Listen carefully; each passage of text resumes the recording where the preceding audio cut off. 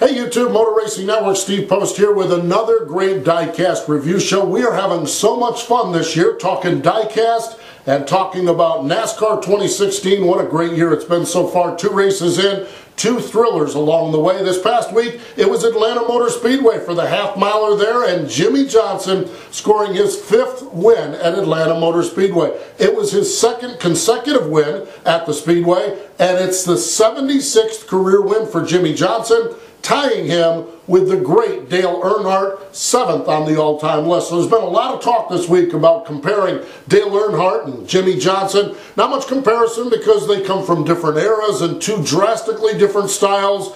But boy, one thing they have in common is they know how to race to victory lane and they know how to win championships. So pretty amazing that Jimmie Johnson has now tied Dale Earnhardt. Now what I found so fascinating about Sunday's race for Jimmie Johnson was the way that race was unfolding. Jimmie Johnson needed to babysit that Lowe's Chevrolet. He needed to go on a long tire run and he needed to babysit it, yet maintain margin over Kevin Harvick. Harvick initially on the newer tires closed in a little bit, but then as that race unfolded, Jimmie Johnson was a master at getting everything out of that car, but not too much. Caution comes out. Now we need Jimmie Johnson, who has just spent the last 25 laps babysitting that car, to take new tires and wheel that car into turn number 1 harder than anybody has all day long for the win. And well, Jimmie Johnson did that as well. And that's what I find so amazing about Jimmie is when they need him to babysit, he can babysit. And when they need him to get up on that wheel and go hard, he can do both. And he certainly did, scoring the victory in the 500-miler on Sunday afternoon. Want to also give a shout out to our guy Ricky Stenhouse Jr. for a 10th place run. We can't wait to get Ricky back in studio here on our Diecast review show and get him back here at Plan B again. But really good run for Ricky Stenhouse Jr. with a top 10 finish. Now that brings us to Diecast, and yes, we do have Jimmie Johnson's race-winning Diecast. What you need to do is you go to planbsales.com and in the search engine put Jimmie Johnson Atlanta. Jimmie Johnson Atlanta, pretty simple. 2 cars are going to come up. The 2016 car, the win from earlier this week, that is available and you need to pre-order that. We are not going to order any extra, and as a matter of fact, if we don't get enough pre-orders on it, Lionel may not even produce some of these race-winning cars this year. So pre-order that car if you want Jimmie Johnson's car, because we're not going to have any extra when it does come in later this season. So you need to get that pre-ordered, and again we remind you that pre-orders, credit cards, debit cards are not billed until the car ships. To you, that is. So, consequently, you're not out anything there, but you get your name on one of those Jimmie Johnson win cars. Now, also, when you type in Jimmie Johnson Atlanta, you'll see last year's race-winning car and check the price out on that baby. We need to move that. So you can get Jimmie Johnson's 2015 race-winning car as well from Atlanta Motor Speedway, and what a great run it's been for Johnson down there at Atlanta. Now let's go to some questions, our favorite part of the show here, when we take your questions from down below, and we have got a couple of them here today. Luke's Racing News writes in and says, what diecast do you think will be sold the most? Well, I don't know what specific diecast will be sold the most, but I know the number on the side of the diecast that will sell the most. It'll be the number 88.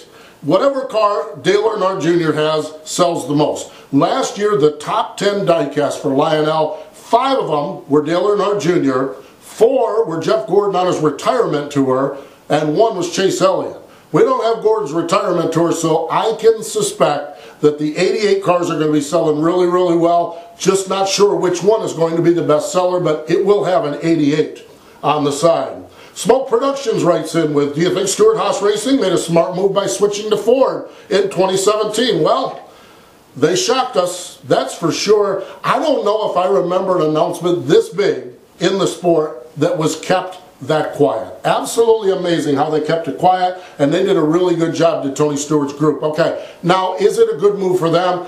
I am assuming that they probably ran the numbers. I am assuming that they're going to get a significant amount of support from Ford, and I am assuming they believe it is a good move for them. I don't know. The Ford camp has been really good with Penske Racing. The Chevy camp has been really good with Hendrick Motorsports, and the Toyota camp with Joe Gibbs Racing has been good. So all manufacturers have been very, very good. They're going to have the same engines, Roush Yates engines, Doug Yates, the engine builder, that the Penske guys do. And what this allows Stewart-Haas to do is to slide out from under that umbrella that they've been under with Hendrick Motorsports, getting the chassis and getting the engines.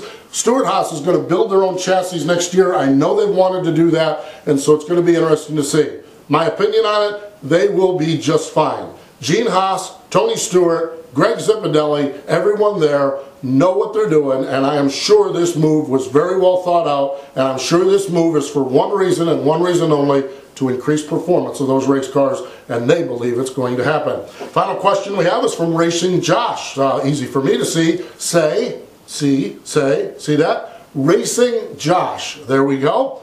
What do you think, or do you think Kyle Busch has a shot at back-to-back championships this year? Yeah, I really do. He's been so strong the first two races of this year, there's no reason to believe that he is not going to be a contender for the championship. And that kind of takes us, and we'll kind of tie your question, Josh, into previewing Las Vegas. When we think of Las Vegas, we think of the Busch boys, Kyle and Kurt Busch, Las Vegas natives. And when we talk about Kyle Busch last year, we've got these race-winning cars right here in front of us. This is the Kentucky win.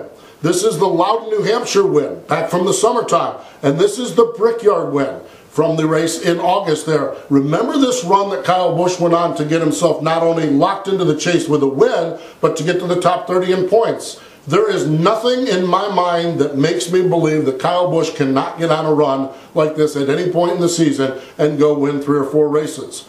There's nothing that would surprise me if he doesn't do it in the last couple of races.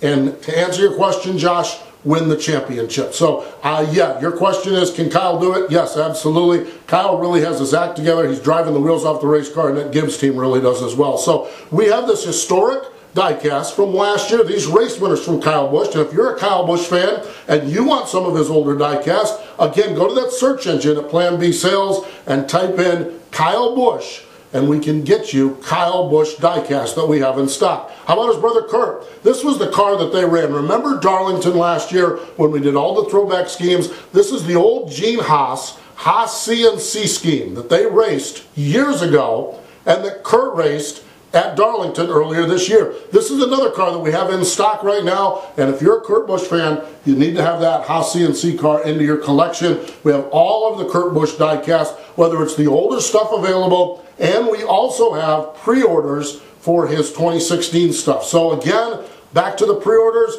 If you want Kyle Busch or Kurt Busch as we celebrate Las Vegas, make sure you get the new stuff pre-ordered, because we will not be bringing in any extra diecast. And that brings us to Las Vegas Motor Speedway. 18 times the NASCAR Sprint Cup Series has raced there. The first race was in 1998 when Mark Martin scored the victory. Race winners there of active drivers, imagine this. Jimmy Johnson, a 4-time winner. He leads active drivers. Matt Kenseth, a 3-time winner.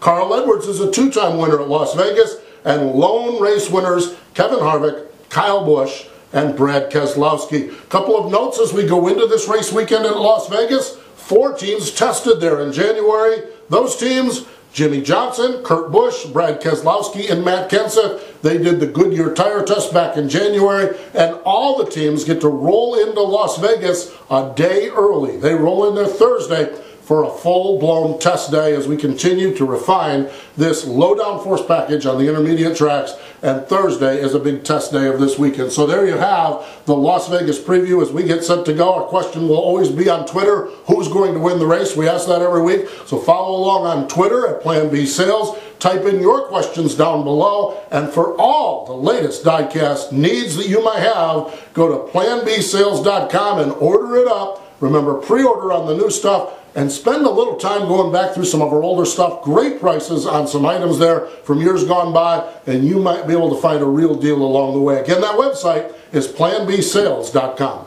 We love that you guys are getting involved with us here on YouTube. We have the comments below. Feel free to mention your comments here. Follow us on Twitter at Plan B Sales, and we'll keep you informed on what we have. And please get some back and forth conversation going, because we love talking racing and love talking with you race fans out there, and we appreciate the business you do give us.